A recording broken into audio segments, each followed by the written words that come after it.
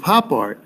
Pop art around 1950, it was actually a reaction to abstract expressionism. When abstract expressionism first started, it was pretty new and exciting. And then everyone started like dripping and tossing paint. It got boring. So pop artists had to do something to stand out. So they started drawing like everyday stuff. Now, one of the pop artists we're going to look at is right here, Roy Lichtenstein. Now, he was around till 1997, actually, but he was making art all during that time in the 50s. And he borrowed heavily from comic books. Like, that's where he started. Like this is his first one he did. And he was the first one to feature work using Bende dots, which were little dots he used to make magazine pictures with. Of course, we print different, but his first painting was called Look, Mickey Mouse. Now, this guy pretty much ripped off Mickey Mouse. You think it's a copyright infringement. Crazy. He still got away with it. And there you can see the dots on Mickey's face. That's what I was talking about. He produced a whole bunch of works like this one from gum wrappers. He used to get the gum wrappers and just look at them and kind of almost redo them.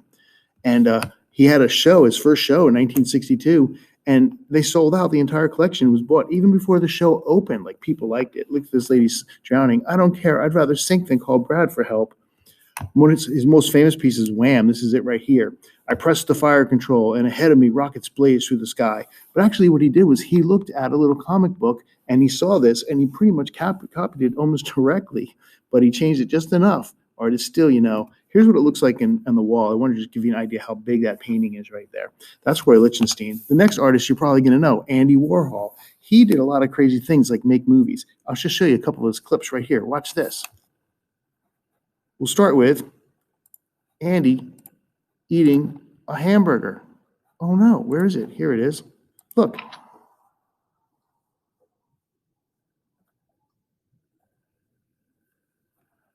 To be honest with you, it's 4 minutes of Andy eating a hamburger. All right, let's move on. Back to the Wii video. Here we go.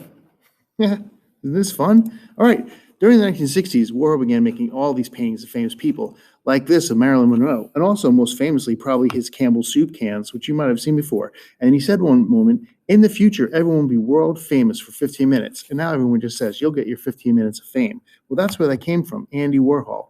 Then he opened up a factory called the Silver Factory. It was really just a studio down in the 47th Street on the east side of New York City. And his friend used to use gum wrappers and stuff and paste them to the wall. So Andy was like, I like that silver thing you do in your apartment. Can you do it for my whole studio? And he was like, yeah, sure. So he went there and he started making art.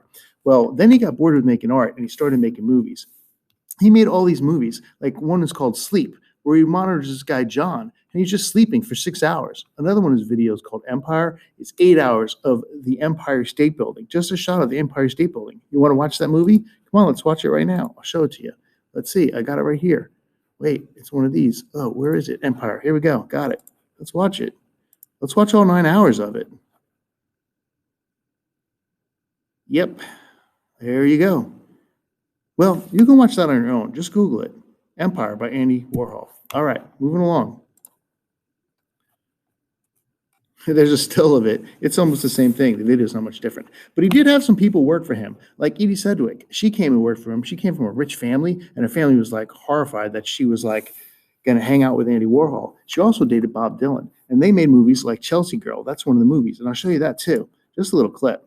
All right, so Chelsea Girl is really happens to split screen. So on one screen here, you can see this guy doing one thing, and on this other screen here, you can see there's putting on makeup. And a lot of time the screen is just blurry, and they're just talking randomly. We don't even know what they're talking about.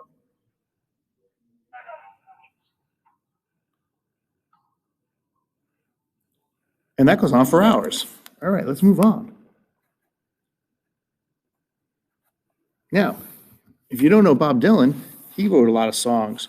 And Bob Dylan did a screen test for Andy Warhol. Andy Warhol just used to bring people in and have them sit down and pretend they were going to be in a movie, but they never were going to be in a movie. He just do the screen test.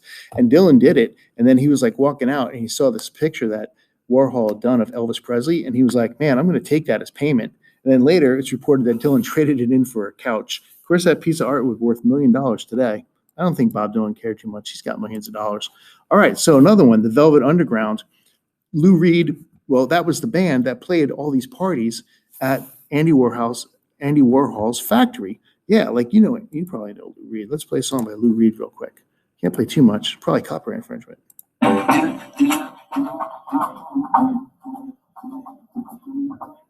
Okay, Okay, so you get it, Lou Reed. So he'd do all the parties and all the music there at the Silver Factory.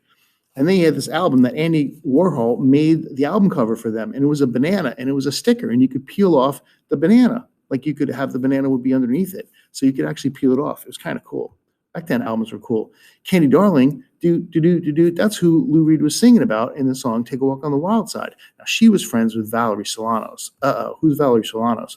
Ultraviolet was another one. Ultraviolet dated Dolly. You see how all art she starts to tie into each other? I don't even know what I'm saying. Okay, well, she was also worked on one of the videos with Valerie Solanas. You're like, who's this Valerie Solanas person? Well, Valerie Solanas wrote a play, and Andy lost it, and so she wanted it back. So she took a gun, and she went to the Silver Factory, and she's like, Andy Warhol has too much power over me. And then she shot him. But he didn't die. He lived, but he had to go to the hospital.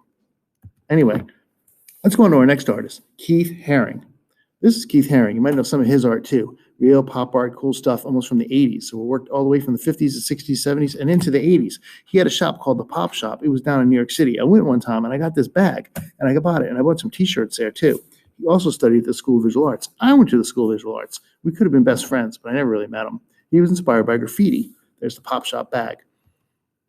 He actually knew Andy Warhol. I'm telling you, this stuff all ties together. And he did a painting called Andy Mouse. So he made Andy look like Mickey Mouse surrounded by money. That's crazy.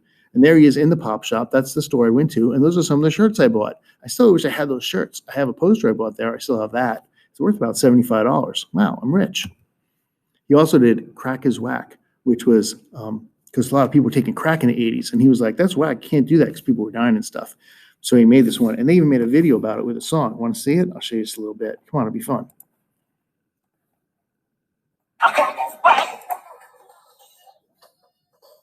Crack is whack, yeah. You don't need it. That's the mural that Andy Warhol made. Oh, getting a little carried away. Let's go back to the PowerPoint. All right, we're almost going to wrap it up here. He did a lot of, he started off by just doing on the subway, he just did these drawings and stuff like that, and he even got arrested. I won't show you the video, but there's a video for it when he got arrested. He used to just take chalk and he'd write over the posters that were on the walls. That's graffiti. You can't do that, man. That's why he got arrested. Anyway, he died in 1990. Very sad. Keith Haring. So that's pop art. I hope you enjoyed it, and we'll see you next week for street art. One more to go.